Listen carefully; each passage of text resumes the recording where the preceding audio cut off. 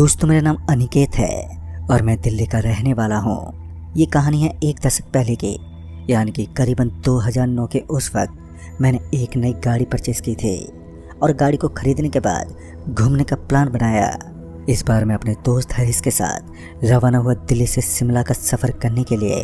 वैसे मैंने अपने 2-3 दोस्तों से भी इस बारे में बात की थी, लेकिन उन्होंने साफ मना कर दिया और जब हमारे पास कोई और ऑप्शन ही नहीं था तो हमने ही जाने का निश्चय किया। उन दोनों ठंड का माहौल था। अमूमन हर जगह सर्दी का होना एक आम बात थी। दिल्ली जैसे बड़े नगर से जब हम दोनों गाड़ी लेकर निकले थे तब हम सबसे पहले हनुमान जी के मंदिर में गए थे, क्योंकि मैं भगवान हनुमान जी को खुद का आदर्श मानता था। अब काफ़ी दिनों की छुट्टियां मिली थी तो घूमने का शौक अब बेताबी से पूरा करने वाले थे। उसके बाद हम चल पड़े। हमें निकलते निकलते ही सुबह के तकरीबन 6:30 बजने को आए थे। जहां हमें 4 बजे निकलना था तो यूं ही बात करने में और कुछ काम करने में देरी हो गई थी। लगातार 6 घंटे तक मैं गाड़ी ड्राइव करता रहा, लेकिन बाद में अब मेरी हालत कशमकश होने लगी। मेरा जी घुटने लगा, जिस वजह से मैंने हरीश को ड्राइव का न्योता दे दिया। हरीश ने मुझे ड्राइव करने से मना नहीं किया, क्योंकि वो खुद भी काफ़ी अच्छे से गाड़ी चलाना जानता था। धीमे धीमे अब वो समय भी आने लगा था जब ठंड अपने जोर पर थी और अब धीरे धीरे अंधेरा भी छाने लगा, क्योंकि सर्दियों के इस मौसम में 6 से 7 के अंदर ही अंधेरा अपनी चरम छाया के साथ दिन को काली रात में बदल देता है। रात में हरीश को ड्राइव करना कोई दिक्कत तो नहीं थी, लेकिन फिर भी मुझे लगा कि हरीश अभी नया ड्राइवर है और इसे रात में गाड़ी का स्टीयरिंग देना खतरनाक साबित हो सकता है। और अब हम एक लंबा सफ़र तय करने वाले हैं, तो हमारे लिए बेहतर यही रहेगा कि मैं ही ड्राइव कर लूँ। फिर मैंने हरीश को बगल वाली सीट पर बैठने को कहा। फिर हम एक ढाबा के पास रुके। शायद उस ढाबे का नाम था कुबेर का खजाना। खाना खाने के लिए जब हम उसके अंदर पहुंचे और हमने उससे सारी जानकारी पूछी तो उस ढाबे वाले ने कहा, वैसे तो मुझे ज़्यादा कुछ मालूम नहीं है, मगर जहाँ तक मुझे लगता है ये रास्ता आपके लिए घातक साबित हो सकता है। इससे अच्छा यही होगा कि आप मैप के बजाय कोई और रास्ता देख लें जो आपके 23 किलोमीटर के सफ़र को काट सके। मैं थोड़ा हंसते हुए बोला था, अरे भाई साहब, 23 किलोमीटर में ऐसा क्या है जो आप हमें बताने से डर रहे हैं? उस आदमी का चेहरा अचानक ही सफ़ेद पड़ने लगा। मुझे नहीं पता, लेकिन उस आदमी के चेहरे पर यह सुनते ही एक मायूसी छाने लगी। उसके बदन में एक अजीब सा डर भरा हुआ था और फिर वो दबी आवाज़ में बोला, भाई साहब, उस चीज़ के बारे में चर्चा करने से पहले हमें एक बार सोचना चाहिए। और वैसे भी इतनी घनी रात को मैं आपको उस रास्ते के बारे में कुछ नहीं बता सकता, मगर हाँ, आप इतना जान सकते हैं, उसके बारे में बात करने पर ही लोगों के पसीने छूट जाते हैं। अगर वो असलियत में सामने आ जाए तो फिर मौत होना एक आम बात है। इस वक्त मेरे हाथ में एक गिलास था और वो मेरे हाथ से छूटकर नीचे गिर पड़ा, क्योंकि इस वक्त मैं ज़ोर ज़ोर से हंसने लगा था। मगर मेरी इस हंसी पर वो ढाबे वाला बोला, भाई साहब, मुझे ऐसा क्यों लगता है कि आप किसी गांव जैसी बिरादरी में ना रहकर किसी बड़े घर के रहने वाले हैं। तो मैंने उसे बताया कि वो मैं एक बिजनेसमैन हूँ और दिल्ली में रहता हूँ। तब जाकर उस आदमी की गर्दन नीचे की तरफ झुक गई। मुझे नहीं पता, लेकिन वो एक बार फिर कुछ ऐसा बोला जो मेरी समझ से अपरिचित था। फिर मैंने भी ध्यान नहीं दिया और हम खाना खाने के बाद उस ढाबे से बाहर निकलने ही वाले थे कि उस आदमी ने कहा, भाई साहब, शहर के लोग अमूमन इस रोड पर आकर फंस जाते हैं, तो आप इस बार ध्यान दे सकते हैं। लेकिन मैं ठहरा एक बिजनेसमैन कहाँ इन सब बातों को सीरियसली लेने वाला था। नज़रअंदाज करता हुआ अपनी गाड़ी की तरफ बढ़ने लगा। अब हमारे लिए एक समस्या और बन गई थी। दरअसल हमें यहाँ से शिमला जाने वाले रास्ते के बारे में कुछ ज़्यादा जानकारी नहीं थी, जिस वजह से हम लोग मैप में देखकर ही आगे बढ़ रहे थे। और यह मैप हमारे लिए कुछ भी कर सकता था, क्योंकि अक्सर ऐसा होता है कि मैप पे देखते ही देखते किसी गलत रास्ते पर भटक जाते हैं और उसके बाद सही रास्ते को चुनना हमारे लिए मुश्किल होने लगता है। अब हम लोग उस घनघोर अंधेरे में एक ऐसी सड़क पर पहुंच गए जहां लाइट्स भी दूर दूर तक नजर ही नहीं आ रही थी और ऊपर से ट्रैफिक भी ना के बराबर था।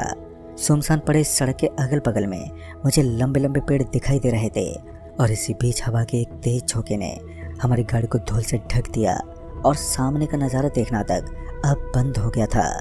कुछ टाइम पहले हमारे आगे एक गाड़ी चल रही थी जो सफ़ेद कलर की गाड़ी थी और हम लोग उसी को फॉलो करते हुए उसके पीछे पीछे शिमला के एक रास्ते को लगातार फॉलो करते जा रहे थे।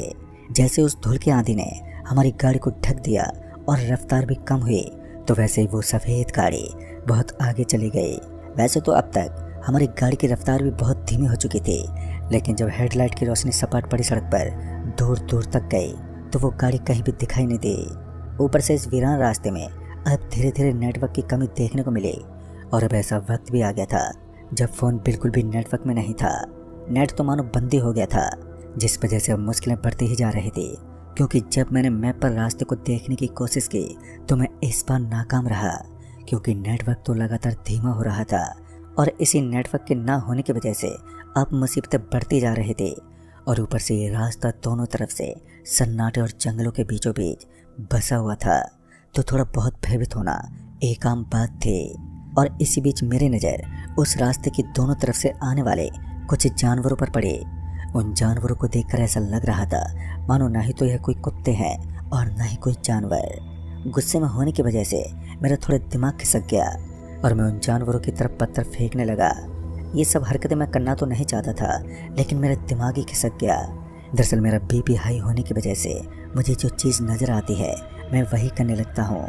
अभी मैं पत्थर फेंक ही रहा था कि उनमें से एक जानवर ने बड़ी डरावनी आंखों के साथ मुझे देखने लगा। उस जानवर की एक भयानक करतूत से मेरे दिल में तहलका उठने लगा। मुझे समझ नहीं आ रहा था कि आखिर ये कैसा जानवर है जिसकी आंखें किसी मोती की तरह चमक रही हो। और जब मैंने उसे इतने ज़्यादा गुस्से में देखा तो मैं खुद 2 कदम पीछे हट गया। पता नहीं क्यों, लेकिन उस जानवर की आंखें ही मेरे दिल में खौफ बनाने के लिए कायम थी। मगर इतना सब होने के बाद भी मैं ज्यों का त्यों गाड़ी के बाहर ही खड़ा रहा। और फिर एक पत्थर आया जिसने मेरे गाड़ी के बगल वाले शीशे को चकनाचूर करके रख दिया था। और इस भयंकर करतूत को देखने के बाद तो मेरा गुस्सा सीधा 7वें आसमान पर चढ़ गया। मैं गुस्से में आकर गाली गलौज करने लगा और फिर वो जानवर तो वहाँ से निकल गए, लेकिन फिर धूल उड़ने लगी और आसमान में अचानक ही काले बादल मंडराने लगे। ऐसा लग रहा था मानो कोई भयानक तूफान आने वाला है। सब कुछ एकदम बदल सा गया था। ऐसा लग रहा था मानो यहाँ कुछ बड़ा होने वाला है। इसी बीच हरीश ने मुझे गाड़ी में बैठने का इशारा किया और इशारा पाते ही मैं गाड़ी का दरवाज़ा खोलता हुआ गाड़ी के अंदर घुस गया। रात में कीड़ों के चीखने की आवाज़ और ऊपर से भयानक मौसम, पता नहीं क्यों लेकिन आज मुझे बहुत ही अजीब लग रहा था। और उसके बाद कुछ ऐसा हुआ जिसके बारे में मैंने अपनी ज़िंदगी में कभी सोचा तक नहीं था। मेरी गाड़ी के सामने एक अजीब सा जानवर मेरी तरफ चलता हुआ दिखा। पहले तो मुझे लगा कि शायद कोई जंगली जानवर है, मगर जैसे जैसे उसके कदम मेरी तरफ बढ़ रहे थे तो वैसे वैसे मेरे दिल की धड़कन और भी तेज हो रही थी। वो करीबन 8.5 फुट का था और उस दायरे में शायद उसी राक्षस का राज था, क्योंकि जैसे वो मेरी गाड़ी के सामने पहुंचा तो मैंने देखा कि उसकी मुंडी जो किसी इंसान से बहुत अलग थी। उसके सर के ऊपर 2 अजीब से सींग दिख रहे थे और एक नॉर्मल इंसान को डराने के लिए बस इतना ही काफ़ी होता है। अब एक पल के खातिर तो मेरे पांव तले ज़मीन खिसक गई। मेरे शरीर का सारा खून सूखने लगा, मगर अब मैं अपनी जगह से हिल डुल नहीं पा रहा था। लेकिन उस राक्षस को शायद यही मालूम था कि उसका खाना इसी गाड़ी के अंदर मौजूद है, क्योंकि इस बार वो खिड़की के पास पहुंचा और टूटी फूटी कांच की खिड़की से अंदर देखते हुए एक अजीब भाषा में कुछ बड़बड़ाने लगा। लेकिन अभी भी मैं अपनी जगह पर बैठा रहा। मेरा पूरा बदन इस जोरदार ठंड में पसीना छोड़ रहा था। मेरी हिम्मत तो नहीं हो रही थी कि अब एक बार अपना हाथ भी हिला सकूं। पूरी ताकत मानो शरीर से गायब हो गई थी। हद तो तब हो गई जब मैंने देखा कि हरीश बेहोश होकर गाड़ी के डिवाइडर पर लेट गया और अब मैं अकेला ही उस राक्षस से लड़ने के लिए बचा था। लेकिन उस समय मैंने थोड़ी हिम्मत जुटाई और गाड़ी की चाबी घुमाकर तुरंत ही गाड़ी को स्टार्ट करते हुए वहाँ से भगाने लगा। किस्मत भी आज मेरे साथ थी और सड़क एकदम सपाट थी, तो कोई जंगली जानवर भी नहीं था और मेरी गाड़ी अच्छी खासी रफ्तार में आगे की तरफ बढ़ने लगी, जहाँ पर मुझे लग रहा था कि शायद अब उस भयंकर राक्षस से मेरा पीछा छूट गया है। लेकिन दूसरे पल मेरी गाड़ी के ऊपर से मुझे काले काले हाथ दिखने लगे, बड़े बड़े नाखून और पंजे। इन सब को देखकर मुझे आसानी से पता लग गया कि यह वही राक्षस है। और इस बार मैंने गाड़ी को एक जोरदार झटके के साथ वहीं रोक दिया। जब वो भयानक राक्षस गाड़ी से नीचे गिरा तो उसके हाथ में किसी की कटी हुई मुंडी दिखाई दे रही थी और उसका पूरा मुंह अब खून से सना हुआ था। इतने में मेरी नज़र हरीश पर पड़ी तो हरीश अभी भी एक गहरी नींद में, या फिर यूँ कहें कि एक बेहोशी हालत में पड़ा था, लेकिन उसकी गर्दन से खून बह रहा था। शायद उस राक्षस ने उसकी गर्दन में अपने नाखून धंसा दिए थे। मगर अच्छी बात तो ये थी कि उसके गर्दन के अंदर ज़्यादा बड़े घाव नहीं थे। वो सिर्फ नॉर्मल थे तो इतनी ज़्यादा चिंता का विषय नहीं था। फिर मैंने उस राक्षस को टक्कर मारते हुए गाड़ी आगे निकाल दी। दोस्तों, आप इस बात से अंदाज़ा लगा सकते हैं कि मैंने 23 किलोमीटर का सफ़र मात्र 17 मिनट में तय कर लिया, और वो भी एक ब्रेक के चलते जो बहुत ही स्पीड वाला था।